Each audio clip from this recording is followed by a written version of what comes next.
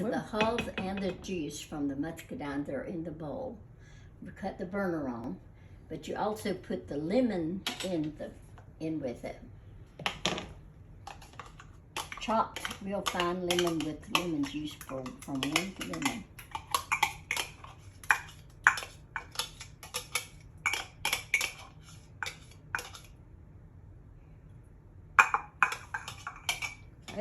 Okay. Now we'll cut your burner on and bring this to a boil. What do you put the burner on? Medium?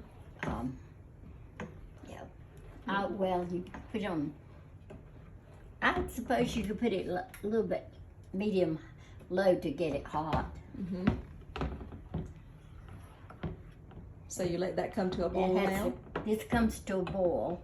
When that comes to a boil, we'll add the sugar. So we'll just wait now till it comes to a boil. And it's good to have all your sugar measured out before you start. Measure out the 6 cups of sugar and the 10 cups of muscadine pulp and hulls. And juice. This had pulp and hulls and lemon. Mm-hmm. Are the 3 things that are in here. And sugar, and that's all you put in there. So, okay, we'll have to wait till the pulp gets hot, and then we'll come back. And so let's just go in. So after it gets hot, we put the sugar in, and then how long does it cook when you put the sugar in? Until it reaches a gelling point.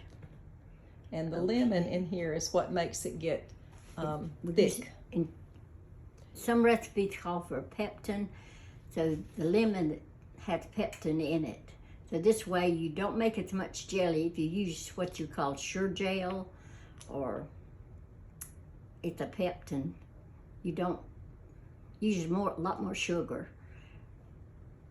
And this, but anyway, this is the old-fashioned way. Yeah, using the lemon, the pectin or the sure gel kind of dilutes the taste a little bit of the muscadines. This way you get all the flavor of the muscadines, right? Mm-hmm. It's better. It's much better. Okay. Or in my opinion. Yep. Okay. So right. We're gonna let it cook, and then we'll be back after we start putting it in the jars. That's the fun part.